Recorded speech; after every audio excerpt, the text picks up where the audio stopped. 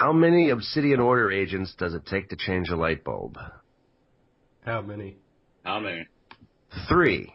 1 to change the bulb and 1 to obfuscate the entire issue. Shut up, Wesley.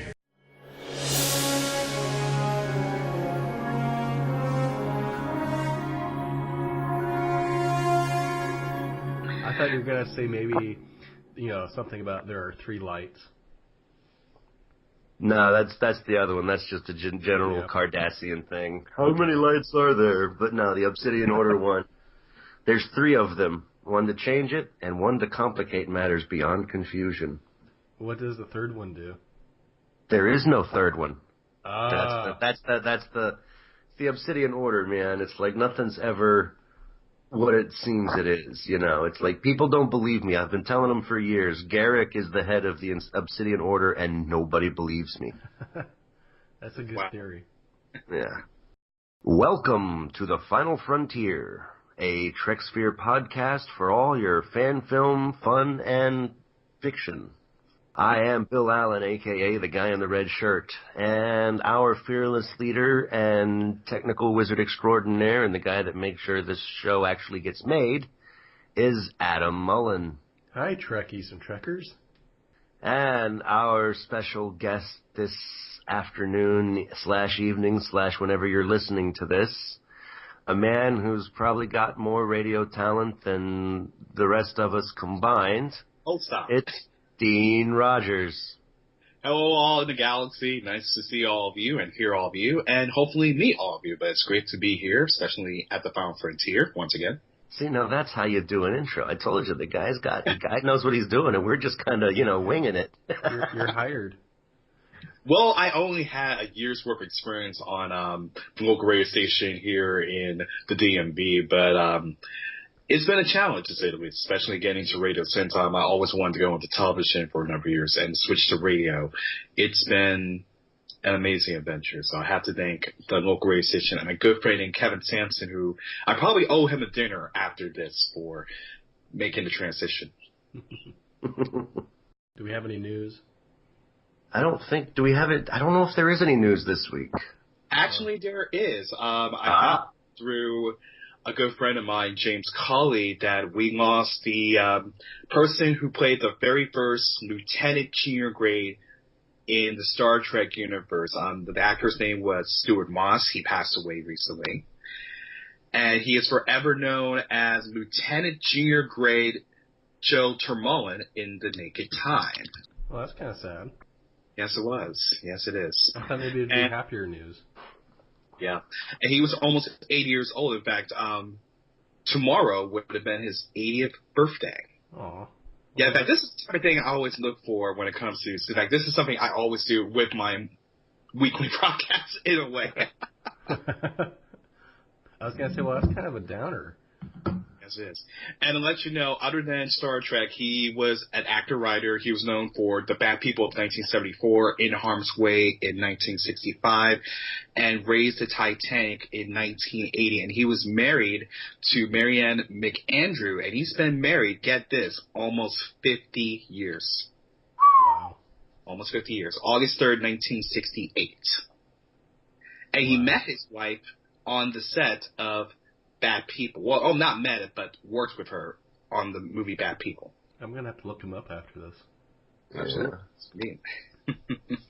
So is that it for news then? As far as I know. All right. I'll tell you the question of the week. Since you're part of the fan series Farragut, I thought I would ask you a question that has to kind of do with that starship. Mm-hmm. Okay. So in the original series, James T. Kirk served aboard the Farragut. Who was the captain of that ship? Ooh, that's a good... Was it A, Garovic, B, Ronald Tracy, C, Matthew Decker, or D, Robert April? So don't answer yet. All right. We'll come back to it, but just, be thinking about that. No cheating. Don't worry, I won't. So if I hear some keyboard typing, I know one of you is cheating. Got it. And besides, I should know, especially considering I've been serving on the ship for a number of years. Uh-huh. And I'll have some bonus follow-up questions for it. All right. Shall we get into the interview? Sure. Even though it feels kind of weird for me because I'm usually interviewing people. And it's like I'm being interviewed, so it's like, the shoe's on the other foot here. So it's a little now, okay, so when you do your interviews for your show, the TRR, yes, the Rogers Review, are you dig out the dirt and grill them and make them break down and cry type interviewer, or are you a fun type interviewer? Oh, no. If I do that, if I grill the people I've interviewed, I'd probably be out of the job long ago. I mean, some guys make a living doing that. I just thought I'd check before to know what kind of interview we should throw at you. No. I'm straight-laced. I always try to make it the best fun interview possible with the people. And I've interviewed many people down the road. I've interviewed actors, producers, game show hosts, athletes, regular people. I mean, it has been a gamut of people I've interviewed over the past 13 years, not just with the Rogers Review. I worked with another magazine called the Quiz Magazine before that. And before that, I was working at my college newspaper, The Spectrum. So my career with interviewing people started way back in the day. So that kind of leads me to my first question. I was going to ask you, how did you get into radio? But I think we should also kind of go back further, since you said you started in television. So how did you get into television? Well, I got into television back when I was a very young boy and I was watching Sales of the Century. Oh, I'm just kidding. That's way too far back. That's okay. Well, I got interested in television way back in high school, Friendly High School for Washington, Maryland. And they had a television studio, which it was a brand new program at the time. And I decided, you know what, since I was a television fanatic, I wanted to see what their morning announcements was all about. So I signed up during my junior year in high school, even though I wanted to sign up for my sophomore year, but they said I couldn't because I was too young. So I started in my junior year, and the biggest problem I had with that is when I signed up as a junior for the television program, they hired a freshman in the classroom that year. So I was like, oh, maybe yes. So I started off with that year, and I became one of the most popular personalities at the time, WFUNN News, we called it. And I was known for two catchphrases. I was known as, and you might as well cover your ears because this time I'm going to say it how you should. I was a good morning friendly hi guy. And my catchphrase at the end of the show was, all good things must come to an end. And we did the SAT words, and we did the morning announcements. We talked about lunch, student of the month, what have you. And I switched off as an anchor one day and a reporter one day and behind the scenes. So, and that was almost, goodness gracious, actually it's 20 years ago when I first started with television. And then once I got to college, I wanted to become an actor, but I found a television studio at my college, Bowie State University. So I switched from acting. I started off as an actor, and I went to work at their TV studio, and I ended up working as a production assistant and worked for the newspaper. And that is when I got my very first celebrity interview. I got it while I was in college. And I will give you three guesses of who it is, but I'll give you a hint. It was not a Star Trek actor I interviewed. It was not even a sci-fi actor I interviewed. But it was a television game show host. So I'm going to give you three guesses of who I've interviewed my first interview. Who do you think I interviewed first? Well, my first guess is Bob Barker. It's not Bob Barker. He's much younger than Bob Barker. But that was a good answer. Pat Sajak. I met Pat Sajak, but he wasn't. Would you believe it was Todd Newton was my very first game show ever? I wouldn't have guessed that. Yeah. I interviewed him at the mall in Bethesda, and it was for the Game Show Network Get School Tour. And I just basically emailed him, told him I was coming to the event, and he agreed to the interview, and I knocked out my first interview, and I still can't believe that it's been 13 years since I did that interview, and every time we meet up, whether he's doing the Price is Right live event or another game show network event, it's not, hey, Mr. Newton and hey, Mr. Rogers. It's been, hey, Dean, hey, Ty, what's been happening? How's your career changed? How has it been improved? What's happening with life? And it's amazing how that very first interview set the course for the numerous interviews to come. And now we're getting to the radio. The radio is the most recent one. And how that happened was I started in college with WPSU 90.7 FM. I think that was the radio station at the time. And then I didn't do radio for a number of years because I focused on building the TRR brand, which has been almost 9 years now. And then up until late last year, I found out the company I did my classes for, they're starting to build a brand new radio station. And a good friend of mine named Kevin Sampson, who worked at station, he wanted me to do radio instead of television. And I told him I really focus on television since I've been taping my interviews. But he twisted my arm so tight that I eventually gave in and decided to become a radio personality for WERA 96.7 FM, Radio Arlington. And that was almost a year ago, and it's been 41 shows since. And it's been a blast. I love doing it. I love getting up in the morning on Saturday, doing the half-hour show, and bringing in some stars. I mean, some stars, but not too many stars. And doing some interviews and coming up with the latest entertainment news of the entertainment capital for that entire week. Very cool. Congratulations. Thank you. So what are some stars you brought in? Ooh, that's a good question. I mean, normally when it comes to the interview, since it's a radio program, we don't bring in the stars, but we actually brought in a local director for the radio show. But most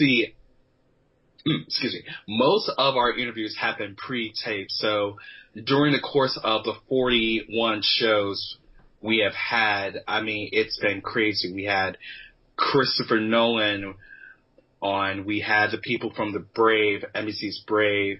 We had, yesterday's show, we had Adrian Molina, who is the co-director of Coco. I mean, the list goes on. And the best part about the brand is it always keeps me busy, whether it's the biggest red carpet that happens in the nation's capital or the local event that's happening, let's say, in a movie theater. And every show, it's always different. I'm always excited when it comes to every show because I never know who I'm going to have. I never know who's the interview of that week, and I never know what audience we're going to bring. And what can I say? It's been sensational. That radio show is still going, and we got our contract renewed recently, and people love us. So I'm very excited, and I'm glad that the people who are listening, they're so excited. Bill, do you want to go next? No, I'm letting it roll with the punches this time because, I mean, I keep thinking it's like, I should ask, he just said that. I should ask, Yeah. I guess that's the thing about interviewing a interviewer is they know what's coming, so they know what information you need, and they just put it out there. So I haven't finished watching all of Farragut, and that's also the other thing that's stumping me. I've finished the first 2 episodes, and I'm still working my way through the rest. But I mean, it's a fantastic show. Thank you. I'm really impressed by the production quality and just the general the plot. The story, the acting, the really annoying credit scene you've got where it just shows that it's like you guys got all the bells and whistles. It's like I'm sitting there, it's like, oh wow, look, they've even got the planet flyby. Every Star Trek show has a planet flyby. Yes, they do. Yeah. We can't be the exception to the rule, you know. But I mean, it's really good. Now, it's like part of what was driving me nuts, though, is like the playlist I had was it broke it down into like 5-minute chunks. So I have to keep clicking next video so I don't know, maybe I've just got a bad link for it where somebody copied what you guys did and put it out. I mean, it still credits all the people involved. It just doesn't have the full film. Well, you can definitely get the full film, StarshipFarragut.com, and I know that our YouTube page has the entire film uncut, commercial free, as they say in television land. But I still can't believe it's been 10 years since I've been involved with Starship Farragut, and it started off as a still photographer for the second episode for One of the Now, and it was the coldest day of the year, I swear. It was March 2007, and they filmed it at a park in southern Maryland.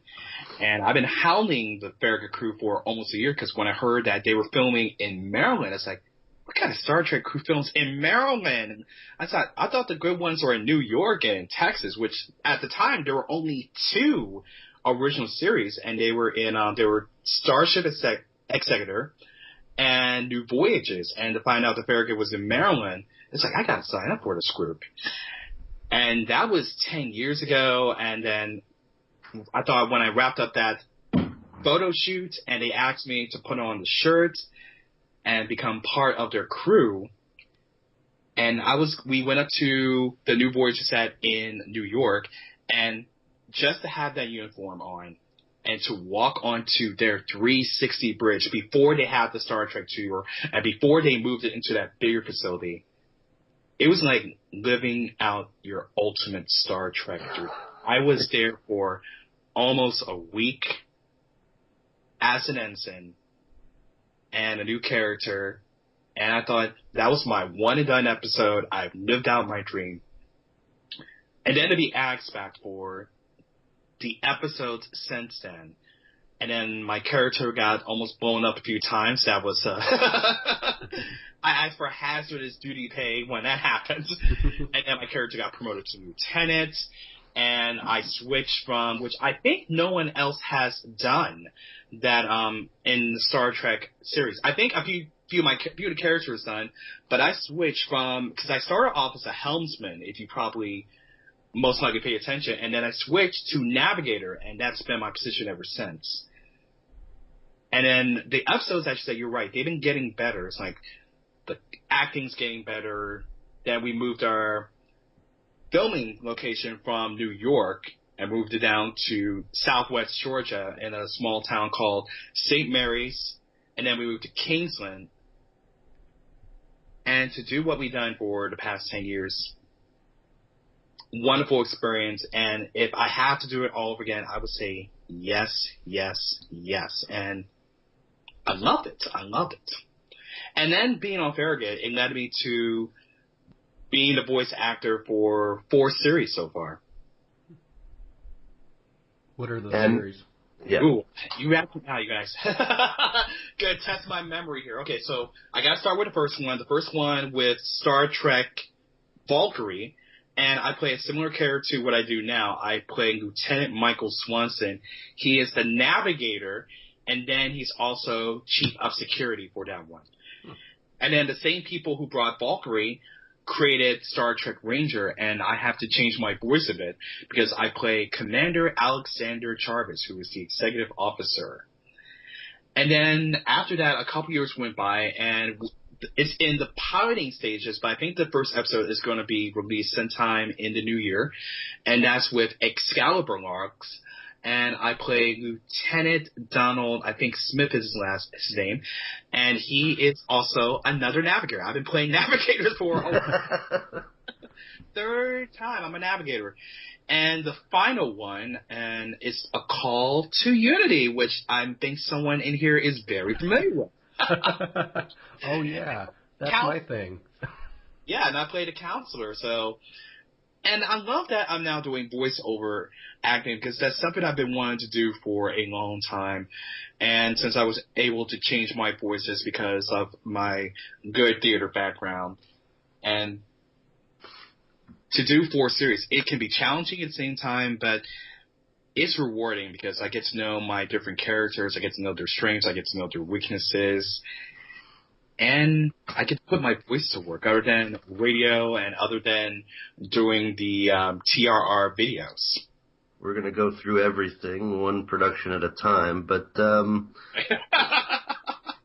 Well, Farragut's the one I was just finished watching that one, so that's what I'm still thinking of. And yes, I'm going to listen to Valkyrie. That's on my to-do list. And I'll get to, Excalibur, and I'll go through the list that you're... But I'm trying to go through everything, man. There's so much. I know there is. So you're in Northern Virginia, and you had to drive down to Georgia for the filming of the later episodes. That's what, like 9.5 hours? Very close. 10 hours on the road. I only flew one time. I took a bus one time. The other times I've driven down, and I have a funny story about that. One of my travels, I was taking my old car, my old Malibu, and I drove down to Georgia, and I heard some flapping sounds from the tires, and I went to check. I think I was probably halfway down there, and I checked the car out. Everything was fine. And then the next morning, I had not one, but 2 flat tires. 2. So I was like, how in the world my car made it to Georgia with 2 flat tires by the end and me not getting killed along the way? I will never know. I think by the grace of God. So thank you, God, for helping me out. See, God's a Trekkie and he loves fan films. Yes, he does. Now, you said the first time you heard of Farragut, they were working out of Maryland. Yes. And now, did the main production people move to Georgia, or because that's the part that's kind of confusing me. I could get why everybody would drive up to New York, where there was the big completed New Voyages set. But if you guys are all in Maryland, why drive to Georgia for filming? That's a...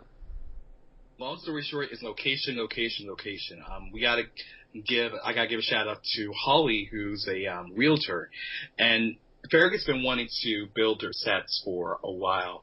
And originally we were going to build the sets in the DMV, but unfortunately, because of the high cost of living there and let alone putting sets there, that became a problem. So they're looking at different locations. They're looking in Cleveland.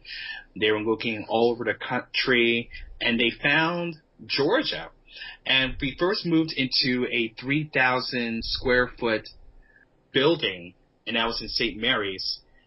And then we moved into a 10,000 square foot building, which, by the way, for those who don't know, Farragut, we did the sets first, and then STC came along and we shared the sets. And then once we're done with our final episode, STC now owns the sets.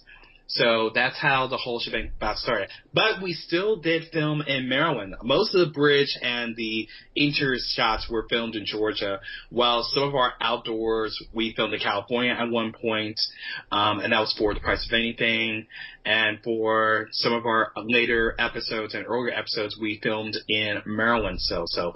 And the reason why we moved is because of the location, but majority of the Farragut cast is from the great DMV, myself, John Broughton, who plays the captain, Mike Bednar, the great Commander Tackett, Holly Bednar.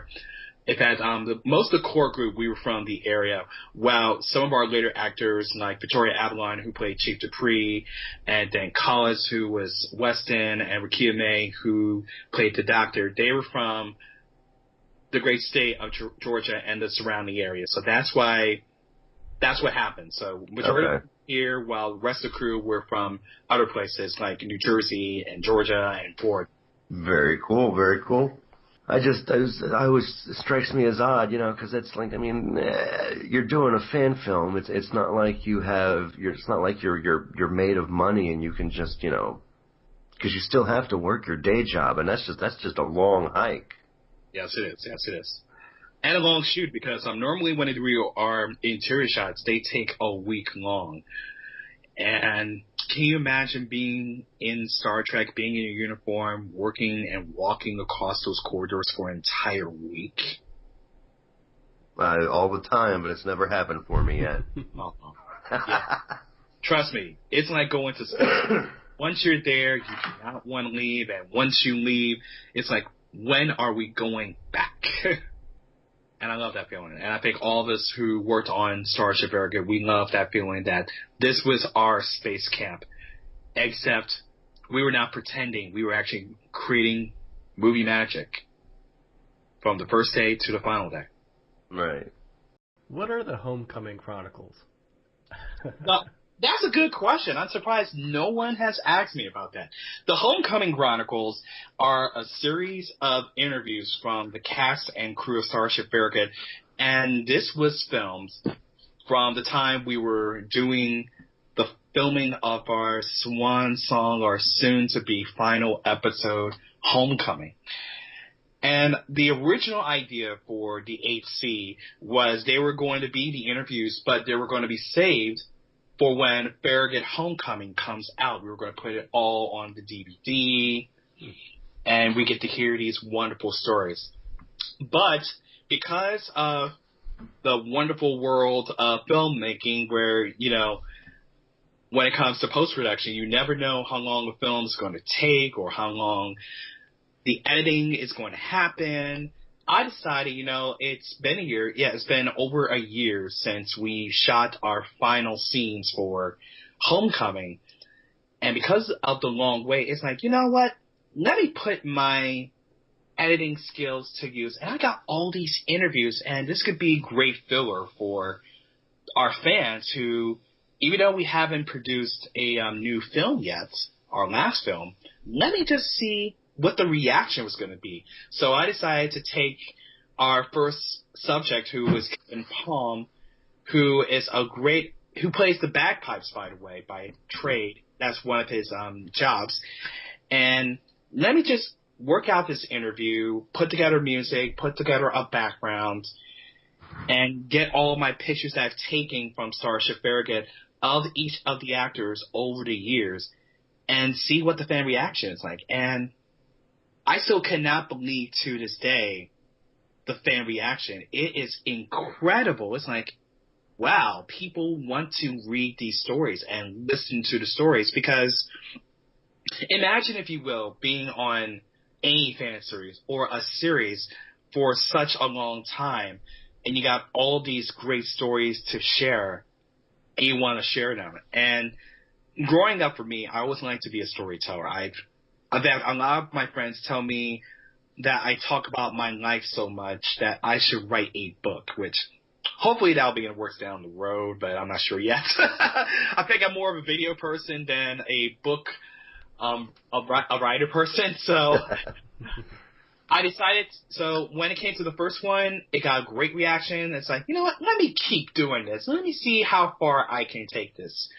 So I started off with our background actors, and now we're in our second phase of the Homecoming Chronicles, which is our supporting cast, which is myself included. And I was cringing at the fact it's like, oh my gosh, I've gotten to the point where I had to be interviewed, and I had to interview and edit myself. But thankfully someone else interviewed me. Dan who was one of our background characters, and he's a writer for one of the local papers in Florida. He interviewed me, but it's like, oh my gosh, I got to edit my own. It's like, oh goodness, I'm going to cringe a little bit. But it's wonderful to have and show the cast and crew talk about the memories that they made while filming Starship Farragut. And it brings tears to my eyes, literally, because it's amazing how these wonderful group of people, whether they're the background characters, whether they built the sets, whether they made the costumes, and whether we acted, that we spent a week together on sets and see what we've done. Now that it's on Facebook, now that people have watched this, now that people know Farragut by heart, that Farragut is part of the golden age of fan films. And to look back, it's like, I can't believe we did all that. And, whew. It's like, if I ever have kids one day, I can just sit back and show them that I interviewed this person, I directed this series, I voice acted in this series, I created this series of interviews for a fan film. I had a good life, and it's been a good life so far. And the best thing about the Homecoming Chronicles is it's still we still got interviews left. There are still, I think, at least 7 interviews I still have to go through before the final curtain, which is going to be Captain Carter. So I watched your Homecoming Chronicle yesterday. Oh, yeah. I hope I did good.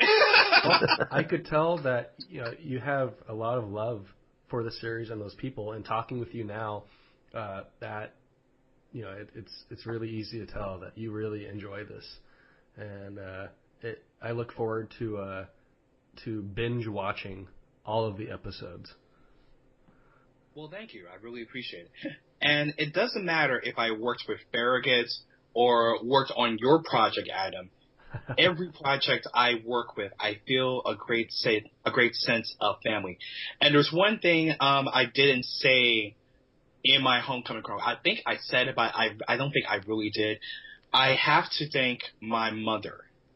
My mother, the late Sharon Rogers, she was the one that got me into Star Trek in the first place 30 years ago. And she was the one that took me to my very first convention, which I met Marina Sirtis and Jonathan Frakes. She took me to my very first Star Trek group, which was the USS Alpha Centauri in Starfleet. And that was the show we shared together. And that National Air and Space Museum exhibit on the 25th anniversary for Star Trek, she waited outside to get me tickets for that exhibit. God bless her. Wow. And we went, we had a good time, and she was the one that got me into Star Trek in the first place. So I have to thank my lucky stars that I have I had a great mother who gave me a great life and a great escape. And in turn, it led me to pursuing acting. It led me to pursuing a career in media. It led me to do so many great things I never thought I would do in my life. And at one point, Star Trek actually helped me get a job in real life. Do tell. Story. It's a true story. The job I applied for, I worked at a local Catholic school in Northern Virginia. And when I did my very first interview, which I did get the job, they told me the reason why we wanted to interview you is we looked on your Facebook page. We said, oh, dear God, why did they look at my Facebook page? And they said, we saw you in a Star Trek uniform. And they said, that's the guy I want to interview. I said, cool. That's awesome. So they were asking me questions about the set. Did I meet William Shatner? How did it feel to work on Star Trek? And I just showered them, and it was a wonderful job. And I really miss that job. It's a great job. Awesome.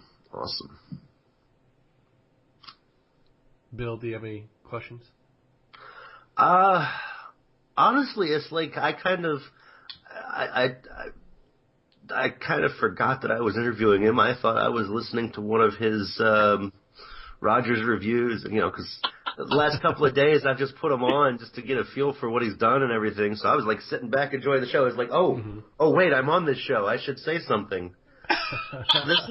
This is the best kind of guest to have. It's like I don't have to do anything. Just let him roll. Mm-hmm. I know I always have that effect on people. It's like, even when I'm being interviewed, it's like and that's one thing I learned about when it comes to interviews. It's like, you could prepare all the questions you wish.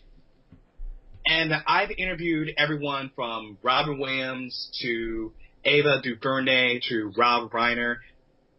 No matter how much preparation you have, you will always have that experience or that interview where they answered your questions and you're just in it for the experience. Yeah. And I can't tell you how many experiences I have where I'm listening to their story and I'm just lost in the sea. It's like, oh my God, I am right here. I am listening to so many celebrities and I'm just taking it in and just having a blast. Yeah. And they are the best. And you guys are the best too. It's like, but it's like, if you have any question, it doesn't have to be Star Trek. Just go ahead, go crazy. I'm an open book. What can I say? Well, we do need to do the rapid fire question thing, and I need to see if I can come up with some of that. Because, wow, I completely forgot about that this week.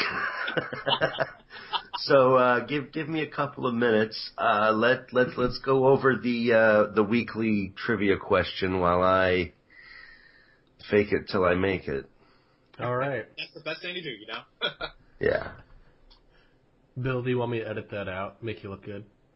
Oh, absolutely not. There's no making me look good this week. Oh, okay. That's fine. All right. That's already good. Okay.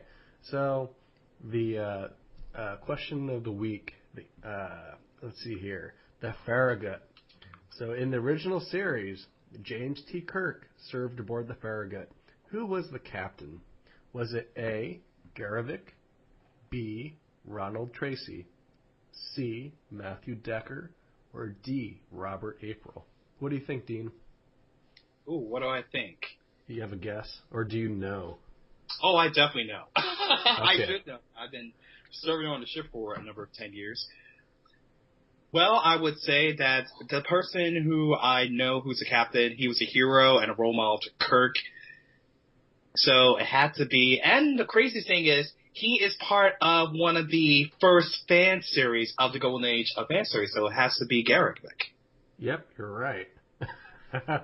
I was sitting here going, oh, I hope he says the right one. He's really like making it seem like he really knows, and I thought maybe you would say like April, and then I was like, well, what do I do? Do I edit this out to make him look good? No, I'm kidding.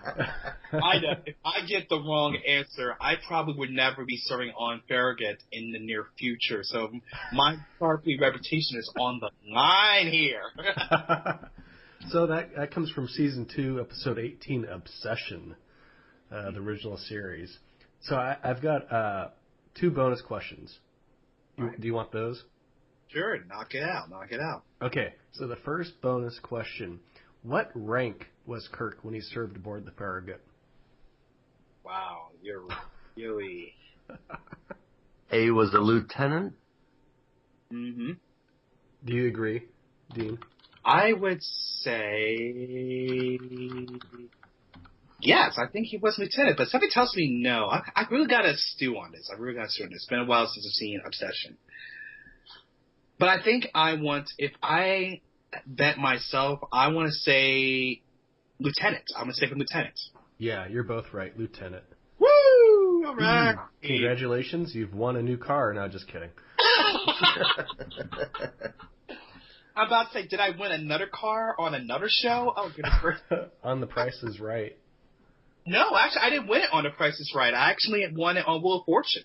Oh, wow. Wait, you actually won a car on the Wheel of Fortune? I did. It was the tape date was November 25th. No, actually, the air date, November 25th, 2003. But we taped in 2003. I think it was September. But yeah, I was a contestant on Wheel of Fortune. Okay, I'm writing this down so I can watch that. Yeah, but it was Thanksgiving week. I was a contestant, and it was part of the Secret Santa sweepstakes, which whatever a contestant won, which is me and the other players, someone at home in America won the exact same thing. So I thought I was going to earn $13,000 on the show because that was my goal of earning $13,000. And I ended up winning $70,121 in cash and prizes. And I'm not kidding. Wow. And that included a new car, which I didn't keep. I sold the car. To Hawaii, I won a $7,500 shopping spree for Walmart. So someone at home got a trip to Hawaii, a car, and a Walmart shopping spree. Wow. And to let you know, that is my second game show I was on. I was on 2 game shows. What was the other one? Who Wants to Be a Millionaire back in 2003. What? Now 2 game shows. Did you want to be a millionaire? I did. I tried. I didn't become a millionaire, but I was very close. Very close. So that was my second question. Is like, you wanted to, but did you? What was the date for that? That was, I'm trying to think, it was November of 2003. I don't remember exactly, but I remember it was taped in August of that year. Okay. Okay, And I'm going to have to look these up at some point. Oh yeah, and it was the second season of Meredith Vieira. Okay. So I warn anyone, if you want to challenge me with trivia, it's gonna be, I don't want to slaughter you. That's the thing. Oh, this is really cool. You're like a celebrity. That's awesome. It's minor celebrity. I'm just a person who doesn't like to give interviews and talk to people. But I do autographs. All right, so I've got a second bonus question. Sure. Okay. So the Farragut was mentioned in Star Trek 2009. Who was supposed to be assigned to it during the battle with Nero at Vulcan? Oh, that's easy. If she served aboard, I think our characters would have got along. I probably would have dated her, especially the actress who played her, Lieutenant Orville. Yeah. And who was the actress? Ooh, the lovely, talented Zoe Saldana, who I Yeah. never interviewed yet. I haven't interviewed her yet. Oh, there you go. All right, You gotta Zoe, slap if you're on listening, that Star Trek uniform and make the call, man. Yeah. If you're listening, Zoe, there you go. You gotta be interviewed by Zoe, Dean Rogers. Dean Rogers, I want to interview. Please come to DC one day. All right, so that's the question of the week. Nice.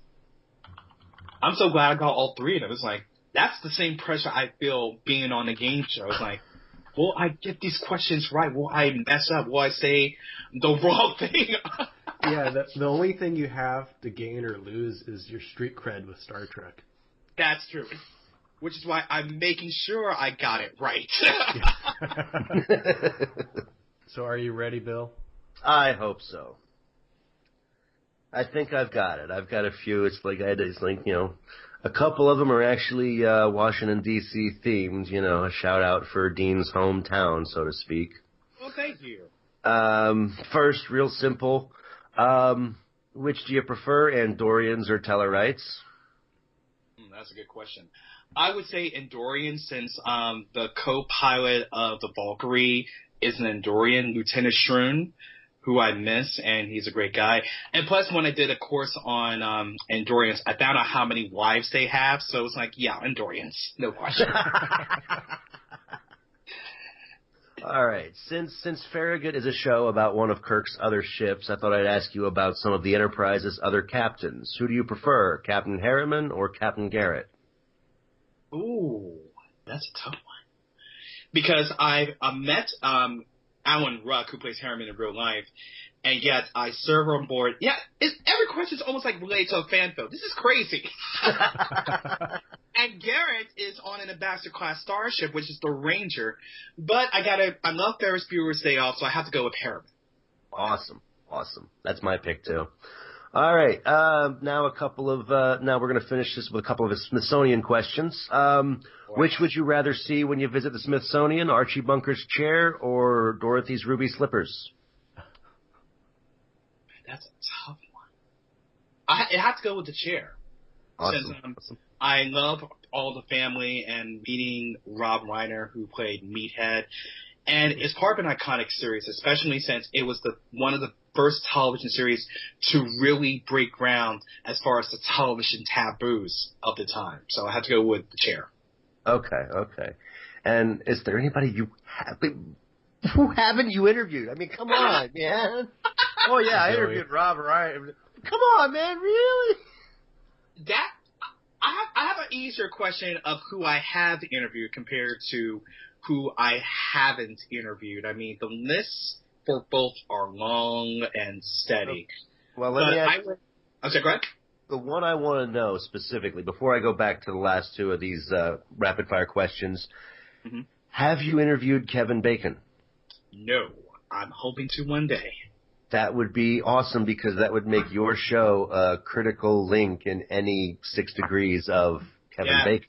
That would be... Anyway, 2 more questions to go. Smithsonian inspirational space exhibits, the USS Enterprise or the Apollo capsule?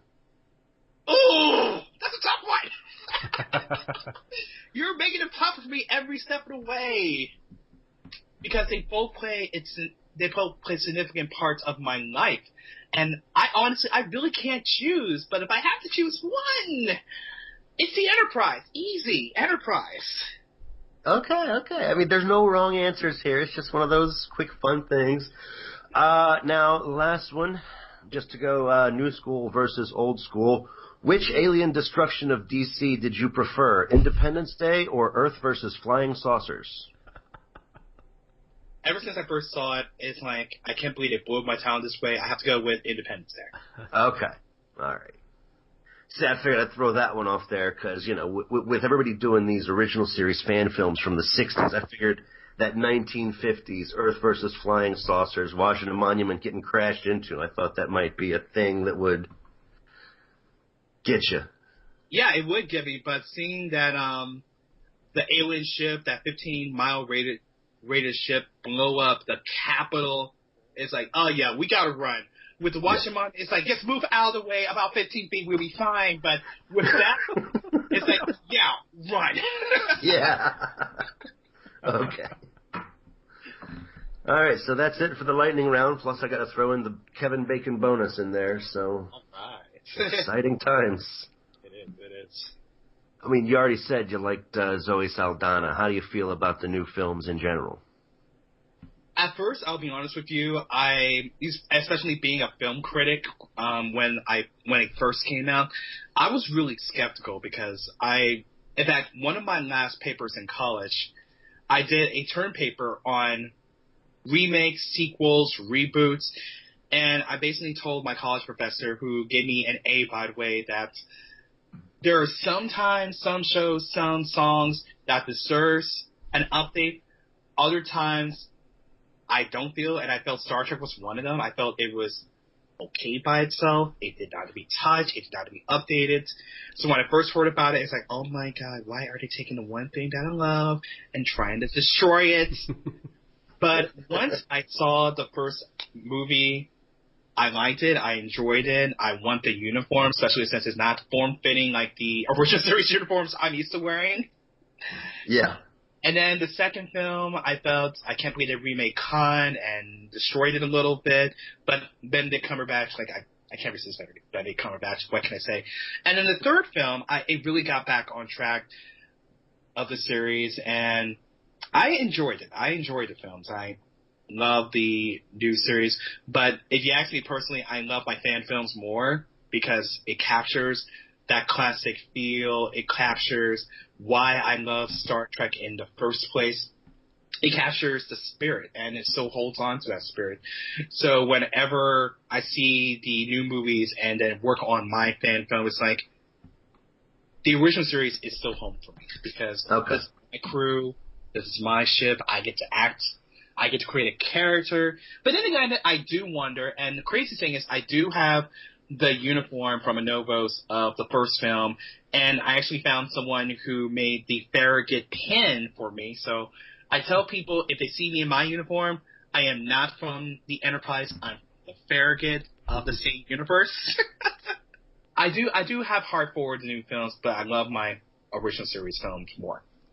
Well, I gotta say, as far as people saying they prefer a fan film over a professional film, you've given the best reason for that. I've seen a few people on the internet who'll do the whole, this new movie is not canon. My fan film is canon. This movie is not canon. But no, I mean, you're at least, it's about the heart and the joy and the passion and all that. So that's a good answer. Thank you. I like that answer. Yeah, but I will add, I feel that the chemistry of both the new film and a fan film, it remains the same no matter what. And that's why I enjoy not only the new film, but I also enjoy Discovery that way. I look at the actors and I look how they interact with each other, and it's like, if the main thing I want to make sure that both have is the chemistry of the cast. If the cast does not have that chemistry within that ensemble, it's not Star Trek at all. Mm-hmm. So to see the crew of the Enterprise from the movies, to see the crews of our fan films, except for one, which we all probably know. Hmm. And the one from Discovery, it's like, I can work with this crew. I can enjoy seeing this crew week after week and movie after movie. Honestly, this is probably going to be a real easy. I should say something incredibly stupid just so Adam has something to edit out. Shut up, Wesley. Because this went incredibly smoothly. It's like ask a question and just let Dean run with it, man. I mean, I'm trying to think, is there anything else we need to know? All right, fine. Well, since you're an interviewer, how about you ask a question? There, I'll put you on the spot. All right, so I'm going to ask one of my professional questions. I would like to say, what made you want to do Final Frontier podcast in the first place?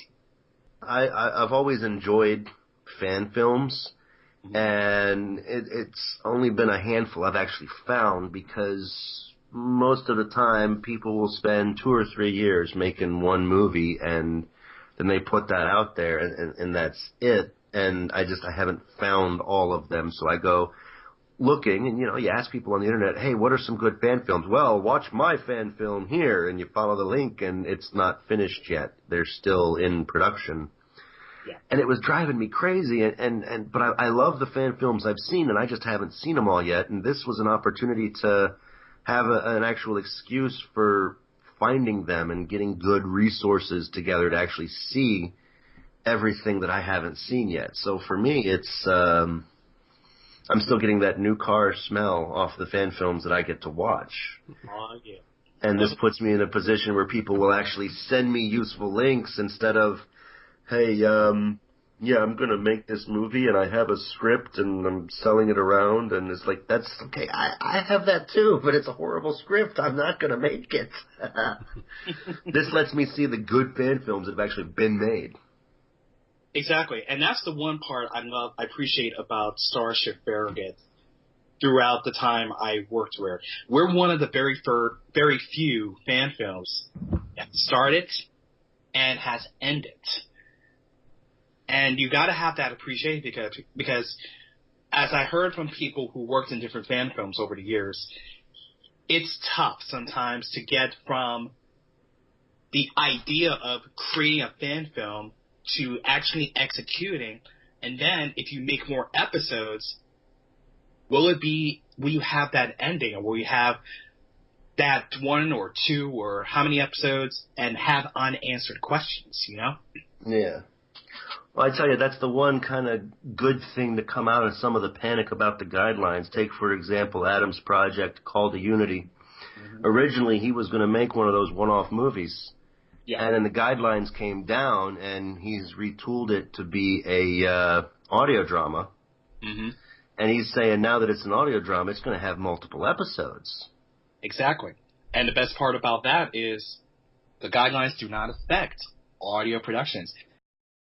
Do we have time for more questions I can ask you? If you've got stuff you really want to know, go for it. Yeah, sure. All right, since you both have seen most of our fan films, and I'm not talking just Farragut, I'm talking about fan films in general, is there a fan film that was just a one-off that you would love to see continue, have another movie or have more episodes? Which would it be? Well, that's a real tough one. I would have liked to have seen maybe a little more of, Star Trek Horizon. I would have liked to have seen another of those. Mm. I mean, Enterprise was not my favorite of the Star Trek shows. It was still good. I still enjoyed it. Yeah. But that particular fan film was out freaking standing, and I would have loved to have seen them do a follow-up. I mean, their sappy emotional stuff was a little too sappy emotional, but they hit all the notes you're supposed to hit in a Star Trek show, between the crew interaction and dealing with the empathy of it all and the human emotion side of things, and dealing with, there's a pretty awesome exploration story. They got both angles of it, and I'd love to have seen them do a couple more. That would have been interesting to watch. And I would have liked to, Renegades was a really, really rough cut, but it had a lot of potential. and I'd like to have seen them maybe do a couple of reshoots on a couple of scenes, and maybe do a couple more episodes of that too. Absolutely. I have to agree with you. Horizon was one of the ones I really hoped that had a second chapter, because I was very impressed that, number one, they made that film for, I think it was around $20,000. Very minimum sets, and yet they pulled off. And you're right, like you, Enterprise was the least likely child of Star Trek TV series that I like, but over the years, I actually slowly grown to love it, especially with the cast and what they were trying to do with the prequel to everything we knew about Star Trek. And then when I saw Horizon, it's like it really piqued my interest to rewatch Enterprise and see what they're all about. Yeah. Of all of the Trek series, we're just talking about the Trek series, what is your favorite? What is the one that got you into Star Trek in the first place and made you appreciate the love that Trek has given us for over 50 years? Growing up, I would occasionally see TNG on TV, and I really, I would just sit down and watch it, and I found that I really enjoyed it. And then I would occasionally see the DS9 episodes airing, and I was like, oh, what's this? This is really good. Oh, wait, this is somehow connected to that other show? Oh.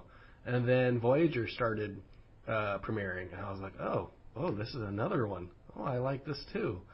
And then by 2001, when Enterprise started, I became this rabid Trekkie that I knew everything I could know about it, and I had seen everything, and I was like, oh, this is awesome. And so I was really excited for Enterprise. But to answer your question, simply put, TNG is my favorite. Nice. How about you, Bill? Well, mine's a little bit different. Being a second-generation Trekkie, I didn't really have what was the show that I discovered Star Trek with. Star Trek has always been on in the background in my life, so the original series was where I got my start, because it was always there. I do tend to lean towards the Next Generation as my favorite series. It's always a toss-up between the original series and Next Generation, depending on what kind of mood I'm in.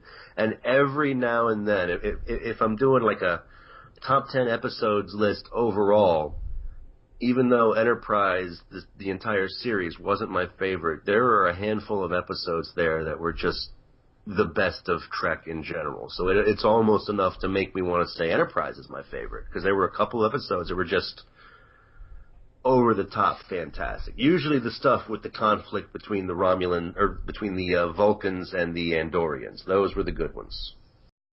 Of all the Star Trek actors, past or present, if you wanted to have a conversation with one of them, or maybe a couple of them, to sit at a table and talk about Trek, who would it be? Walter Koenig. Why Walter? Well, Chekhov was there from the beginning, and he's, everybody else, yeah, sure, Leonard Nimoy is an icon. William Shatner is a legend, But Koenig, he's closest to being the guy that everybody else can relate to on the crew. And his career has actually gone beyond just, he did a stint on Babylon 5, which gives you an entire, little sideways foray into another aspect of sci-fi. And he's, of the people involved, him and Nichelle Nichols are probably like the most friendly and likable ones. Absolutely. In my opinion. I'd love to do either one of those for an interview or just to talk with, but I think Walter Koenig would be more interesting life story-wise for some of the stuff he's done. I can't see any of them giving a bad interview. There's nobody I'd really not want to talk to. So that's a really hard question to answer straight up. But if it came down to who's the one guy, mostly because everybody else wants to line up and talk with William Shatner or Leonard Nimoy, I'm going to be over here so I can have more time with Chekhov. I'll have Because everybody's busy asking the other guys. Nobody talks to him, and he's kind of the heart of the show. Mm-hmm. I definitely agree. I definitely agree with Walter Koenig, especially since he and I are department mates now, how to say, fellow navigators. But I would add the person who I got into Star Trek and kept going to Star Trek, LeVar Burton. I have not interviewed him yet. And, you know, he had a very good, fascinating career with Reading Rainbow and Roots and several other things he's done with his life. And I have a feeling that by the end of the interview, we're going to become best buds and we'll probably invite each other to dinner. Have you heard from you, Adam, about the one person or two people you like to sit down and talk about Trek with? Well, I was going to say Leonard Nimoy, but I feel like now I can't say him because Bill shamed me. I didn't mean it like that. Oh, I'm kidding. I think it really would be Leonard Nimoy, and not just to ask him about Star Trek, but just kind of about his life in general, because he seemed to be very genuine and have a lot of heart and to be very kind. He seemed like the real deal. Let's hear it for a quick list of all the projects and stuff you're working on that you'd like to plug, Dean. We'll close with that. All right, well, I'm going to start off with my Trek series. Starship Farragut Homecoming is coming out in 2018. And look for the information on StarshipFarragut.com. We also have the Homecoming Chronicles, which the next one I believe is going to come up in a week or two. Then we have the upcoming new seasons for Star Trek Ranger, which is I think season 3 or season 2. And Valkyrie, which is going to be season 4, and there's going to be some changes coming up, which I really cannot divulge in, so you have to listen out for that. Excalibur Lost is coming out in 2018. A Call of Unity, Adam knows the answer to that one, so I really can't say. Hint, hint.